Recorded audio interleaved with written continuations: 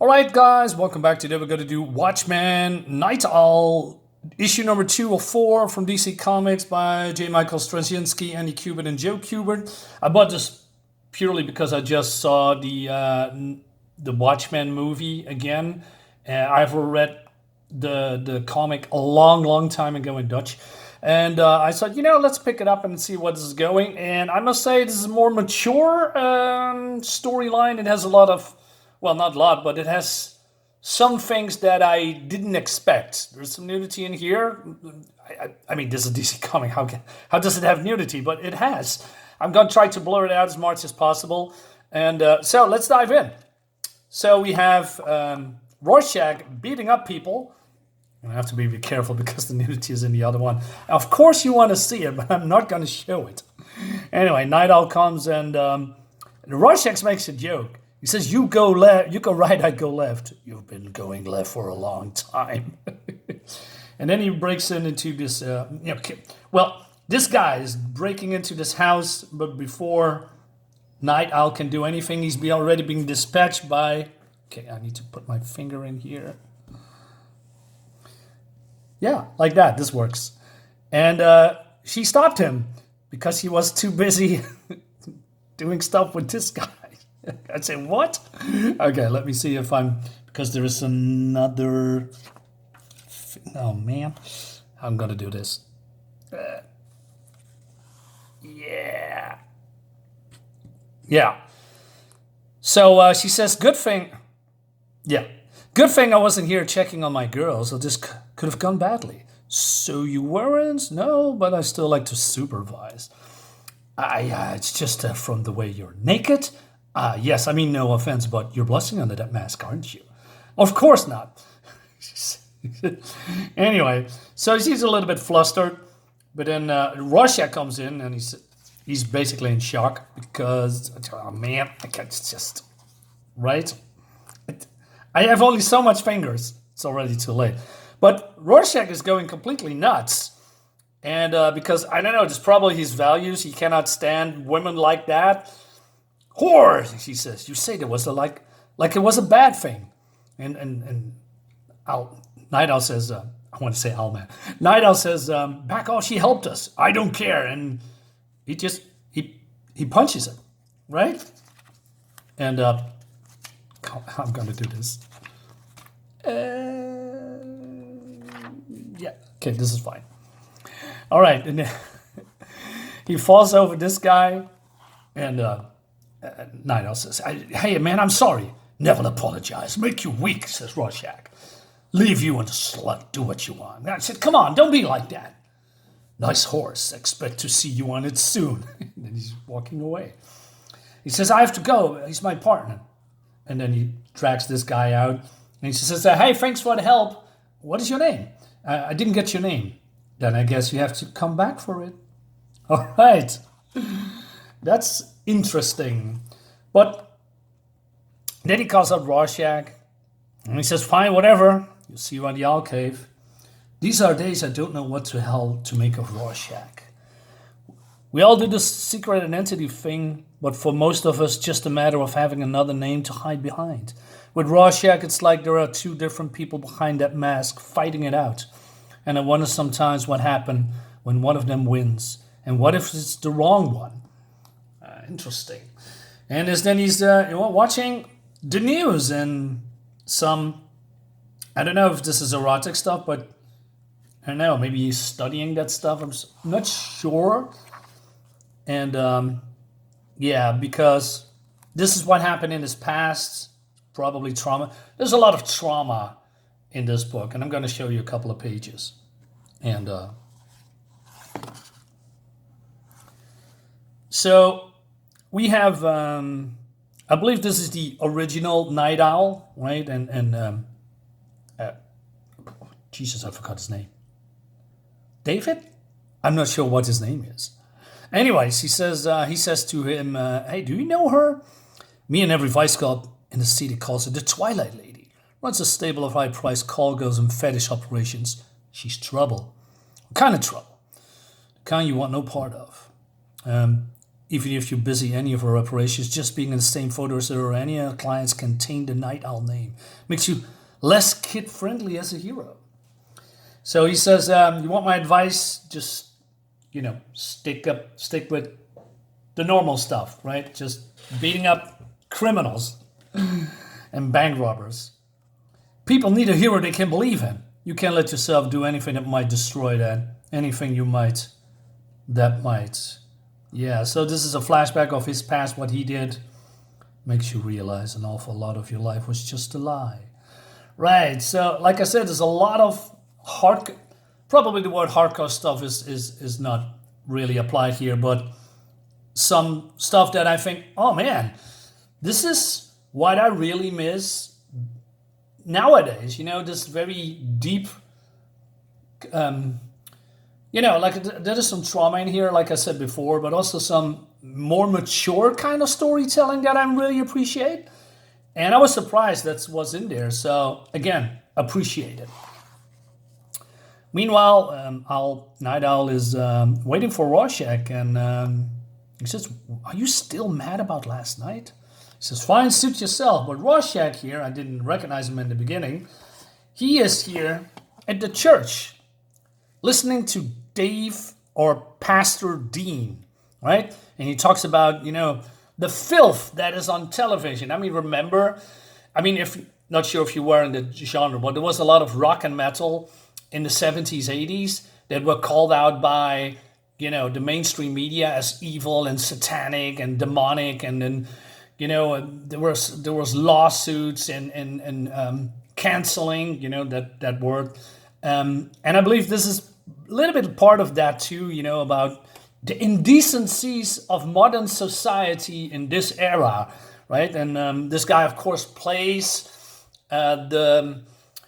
the people here in the church like a fiddle, right? Because that's what they're all doing, gaining more power and money and all that stuff. You see this on television as well, with all these people that goes to church and doing all this stuff and telling people what is wrong and what they should listen to, and then all these crowd is getting riled up and all that. That's basically what's happening here, right?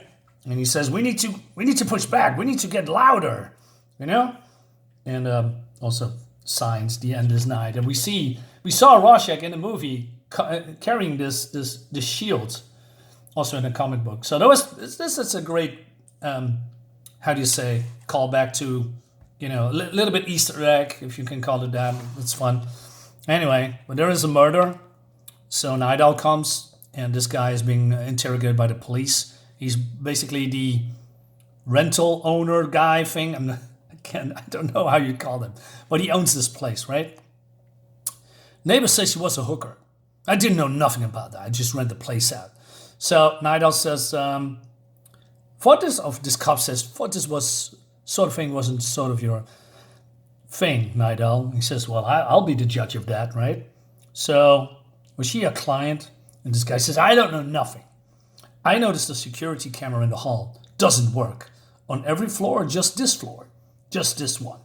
Nice little coincidence, isn't it? And so she's been beaten a lot. Bruises upon bruises. Flashback of what happened to him. His mother's getting beaten up by dad. Right? But then Rorschach comes in. And he immediately knows what's going on. This is Kitty Genovese, stabbed, attacked for over half an hour in an apartment lobby. 38 neighbors heard this whole thing. No one called the police. No one helped. No one heard. No one saw. No one cared. Whores die every day. No one sees. This isn't the first. So NITE OWL asked the cop, is this the first or have there been more? Don't ask me a second time. I like that he's doing the Batman gruff scene. But the cop just says, one more dead slut. Doesn't matter. I think, all right. That's, like I said, this is, yeah. I like that. Instead of, being all, this is what I miss in modern comics nowadays. I said it before, but I really mean it when I think the 80s, 90s, especially the 80s, it has more kind of this kind of storytelling. Now it's all just cutesy and funsy with cats and dogs and food and talk about feelings all the time. And this was just a different time period, right? Where people just say whatever the hell they want and no one cared. All right, so, and then NITE OWL and Rorschach is doing basically what most guys are doing. I remember doing the same thing with a buddy of mine. I had an argument with him and we just ended it in 5 minutes. Wondering if I was going to see you again. Lost my head. Me too. Personal situation. Me too. World, funny world, full of surprises. Hey, do you want to talk about? No. You? No. Good. Yeah. I cannot speak for everyone, but that's how me and my friends all also talk. Not always. Sometimes we go a little bit deeper, but mostly it's just we had an argument, we talk it out real quick, and we just move on. We don't linger. We don't stay and whining and crying and blaming each other. No, we just resolve it at the same spot. I think that's a good thing, right? It's just no need to, linger on those situations. Anyway, he says, hey, you know a lot about Kitty Genevieve's murder. So he says, any particular reason? So he explains that there was a time that 38 people did nothing. It was the night that I put on this mask. Never wanted to see face in the mirror again. Ashamed to be part of the human race. So I'm not. Not anymore. Deep. It's pretty deep. So he says, enough talk. Let's go. And the NITE OWL looks into this puddle of water and see his younger self, when dad beats him up and then mom comes in helping with, the makeup. Because, of course, the outer world doesn't need to see, cannot see what's happening inside. So if, you have bruises on your face, you have to, make that disappear with makeup. And he asks, how do you do it? You have to find a place deep inside where nobody can touch you or hurt you. It can be something you remember, something happy, something that makes you angry. But it has to be something special to you that you can put between yourself and the dragon. The dragon, she means the one that beats her. So he's getting beat up again. And then he sees this scene on television, about the original NITE OWL. He's getting beat up. He's bleeding, he has wounds, but he keeps fighting and fighting and fighting. And he's getting inspired by that. So he bought a mask and he's going back to his tormentors. But then he's getting beaten. Where you going? Joe doesn't know when he's beat. Not beat, I didn't give. I know I can't win, but as long as I didn't give, you can't win either. And he's going to attack again. I think, oh, you're right, that's cool, that's great. You're going through some hardships. You're going to fall, you stand up, you fall again, you stand up, and at one moment in your life, you're going to overcome that particular part that needs to be overcome, right? And that is the time, that is the moment that you have actually won. I remember it well from my time, right? I have a lot of hardships, still have, but you need to keep going. Don't ever give up. And that's exactly what's happening here. He's just standing up. He says, come on, you can hurt me, you can touch me. Let's go. It's great. I like that. Yeah, probably I like that because it's also reflecting on me. So, yeah. All right. So his mom. But then he asked her mom a very serious question. I heard you and mom talking the other day. Like the only reason you got married because you were pregnant with me and there was a disagreement on what to do about it. But I'm here, so that means either you didn't want me and he didn't and he was forced to get married, or he wanted me because he wanted a son and you didn't. So who was it who wanted me? Oh man. He says, doesn't matter anymore, Danny. Doesn't matter. Jesus. That's not good. Doesn't matter. One Dutch slut. Doesn't matter. No, it does matter. It has to matter. And then he goes back. And then we have here this woman. Some things are just inevitable. Listen to the next issue. I think it's great. I didn't know it would be like this. I thought this was maybe a throwaway story. Maybe it's going to be at the end. I don't know. But this particular issue, hits home for me in a bad and in a good way. But yeah, great storytelling, pretty deep, pretty mature. This is what I want in comics, for me personally. Guys, thank you so much for watching. Hope you liked the video. See you next time. Bye-bye.